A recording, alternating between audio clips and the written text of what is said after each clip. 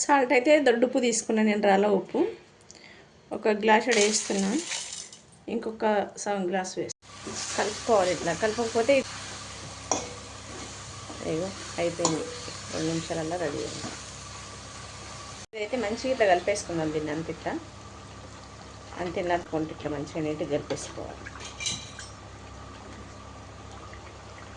పచ్చడి అయితే పూర్తిగా చల్లగా అయిపోయింది. ఇప్పుడు దీన్ని ఒక బాటిల్లో పెట్టేసుకుందాం, గ్లాస్ బాటిళ్ళకు.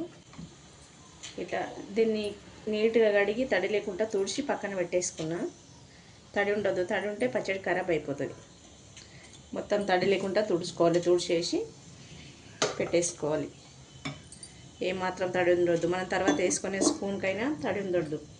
తడి ఉంటే పచ్చడి బూజు వచ్చేస్తుంది. ఇట్లా కొంచెం కొంచెం ఇలా కేసి పెట్టేసుకుంటే సంవత్సరం వరకు ఉంటుంది.